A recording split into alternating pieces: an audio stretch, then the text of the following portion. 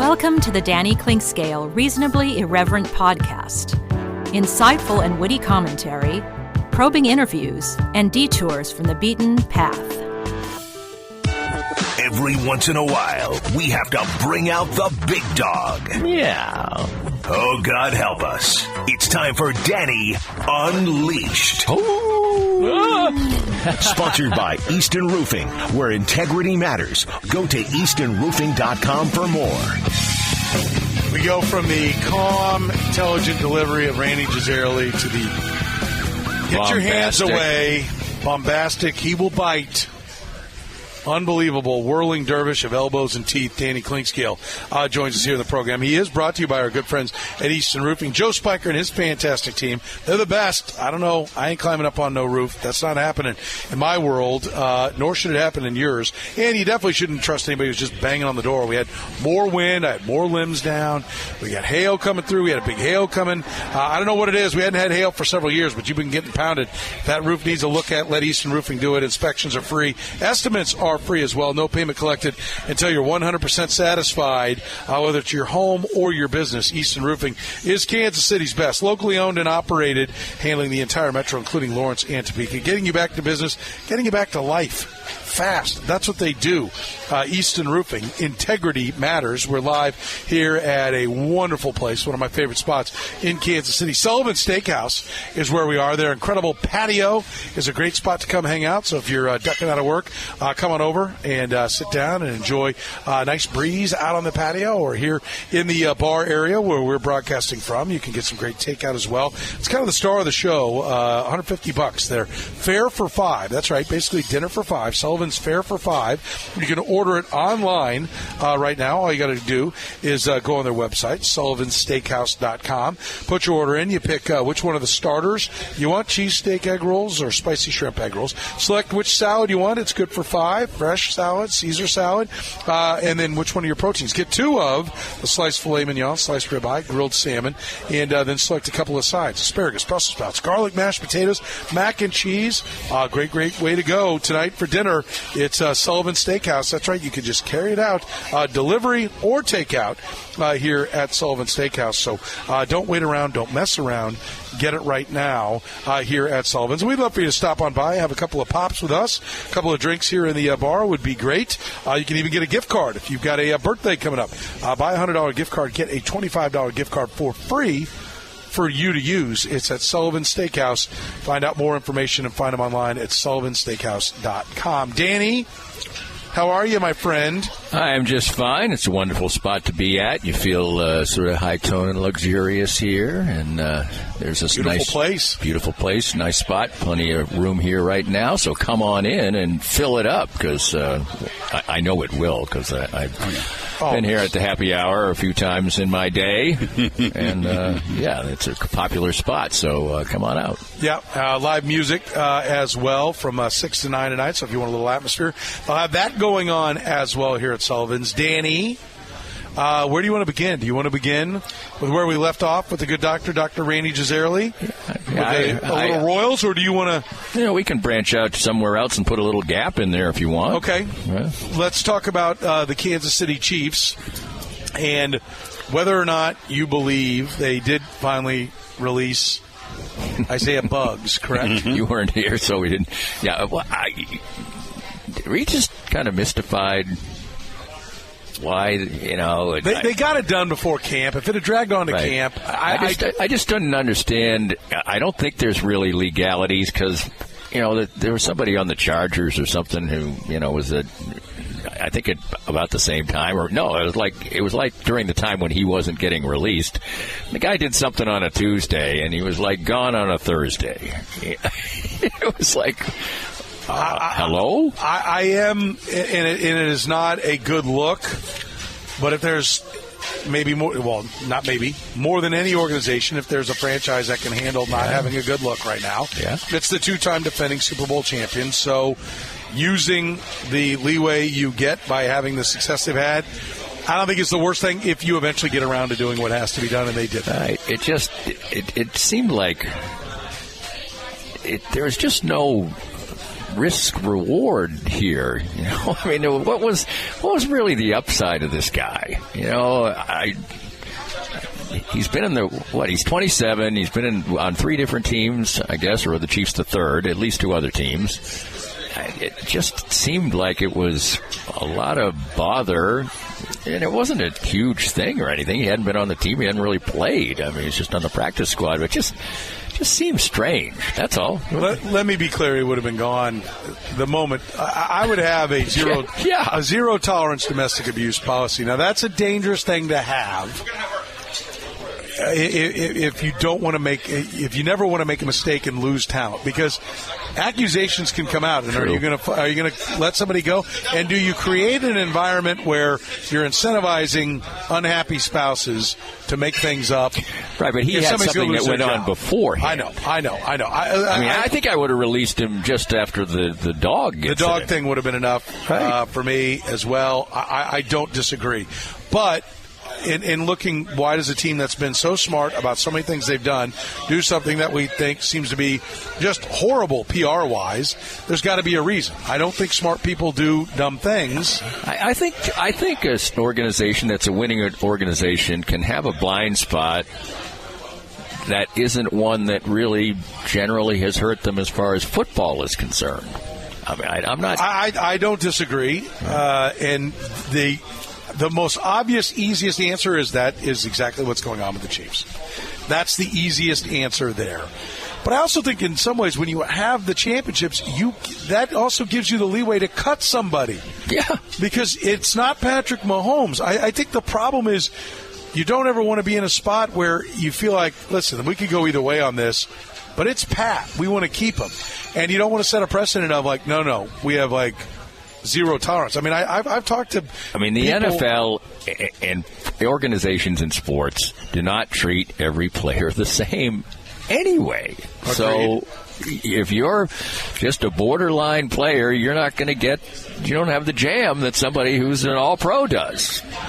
If what they've done is take their time on every decision that they make, it's worked. And if that's what they're doing is taking their time and doing the due diligence and saying, listen, we need all these boxes checked and then we'll let him go. I don't care what the outside noise is. Then, okay, again, I will come back to it. Had they not cut him as they went to St. Joe, even if he just he's not there, we're still working through it, I would have a big issue. But they did, not as quickly as you or I would have gotten there, they did get to what was, I believe, the right decision. So I'm okay with it. Right. My bigger picture on this, though, is this, are they getting, I'm not even going to say they're not focused, because I think that's one way you could phrase it with all the off-season stuff, but are they starting to think, I think there is a winner's disease that kicks in. And when you win all the time, you start to believe your own BS. That's how I put it. You start to think that it's not that, hey, I can work really hard and find the right answer to each one of the questions. You start to think that I'll make a decision and that decision's right because I made it. I wear 3 rings, hence this decision's the right decision because I made it. And you maybe lose sight of the fact that you really put a lot of effort into finding, doing all the research, finding all the backgrounds, whatever it is, whether it's what play to run or whether or not to cut a guy, you did everything, or whether or not to sign a guy, you did everything the right way to make sure that, this came about and that you did the right decision. If now what you're doing is just like, oh, no, this is what I want, so therefore it'll be right, I think that brings down a lot of teams. That and just the math of being good. There's usually a core group of players that are why you've won these championships, and they start to get old, right? And can you replace them? The Chiefs are going to be facing that very soon with 34-year-old Kelsey, 30-year-old Chris Jones, soon to be a year from this September, 30-year-old Patrick Mahomes. We're going to start seeing him start to begin the aging process as well. My fear is that, are they buying their own BS? Well, I think there's definitely a chance of that because, the Chiefs are, they're not lone offenders, but they're a pretty serial offender and having a rather loose policy toward, some organizations don't as nearly as often as the Chiefs go down the road of Frank Clark's had problems, or this guy's had problems, or that guy's had problems, or just sort of looking at it potentially as Rashee Rice is a good player, we're gonna put up with this. Fine, I get that, unless he's incarcerated or whatever, and so you deal with it. But if organizationally you really just sort of don't care, I don't think that's necessarily good. And also, you are in the entertainment business. I mean, yes, winning football games is the ultimate entertainment and the thing that's going to drive the bus the most. But if you've got maybe, a segment of your fan base that might be a little more sensitive to this type of thing, and they're continually scratching their head and going, what's my team doing? This is not giving me a good feeling. I don't like this. I don't like my team acting like this. To me, that is bad for business. Now, you keep on winning, and most of the time, and for most of your fan base, they don't care. But for some, and you are in the business of being entertainers, you are working towards a new stadium, you are putting out votes to be had. Not if they're going to Kansas. Right. But voting's done. But they did. I'm not saying that they lost 5% of the vote because they had fans out there. I said, I'm sick and tired of this renegade bunch we've got here. That's an exaggeration, but there probably are people who are weary of it, I would think. It's interesting because you'd often think that a team that was bereft of talent and was trying to find something to do would be the team that would take all the chances. But here's the team that has the ultimate bounty of riches, and they're the team that's doing it. And part of it is that they think they can absorb these types of things, and they have the locker room for it. But it kind of runs against what conventional wisdom would be for a lot of people, is what kind of franchise would take these chances. Well, also, think of the time of the year it is. Okay, if this is during the season, there's games, there's practices, there's a lot of news. Isaiah Buggs is kind of sitting out there in a vacuum, along with Rashee Rice's incident, and this is what you're hearing about the Chiefs right now. The only headlines on ESPN are that. Right. So that's another part of it. Just because it is an entertainment product, and public relations is part of it. Otherwise, they would have a public relations department.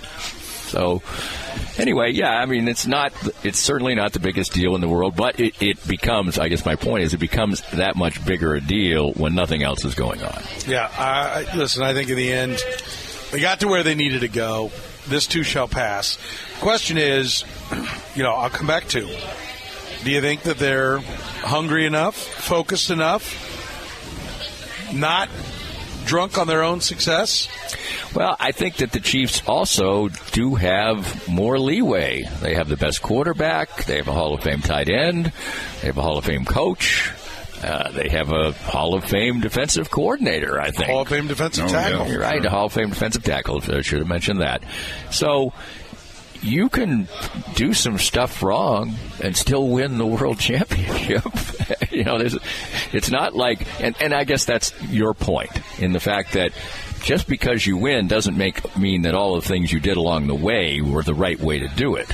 And in the end, when you have a lesser margin, when you have the players getting a little bit older, when your talent base, Kelsey retires, and will these things hurt you more? Maybe right now you have a buffer of 10% where you could screw up 10% of the things and still win a championship. Maybe in another situation, it does bring you down. I think the Chiefs, from a football standpoint, things like this right now, they're probably almost impervious to it, but that doesn't mean they'll come to a point when they're not. And every little thing can hurt. Yes, I agree. And I think the thing that's important for them, if they're not focused, to figure out is, they were on the ropes last year from a championship perspective. The game to the Raiders, this team wasn't good enough. Yeah. Right? They were not good enough to win a championship. Well, also, they should think about nope. The Chiefs are a 3-time champion now, and they're the best team of the last 5 or 6 years. But we see the margins. Their playoff games have virtually all been super close.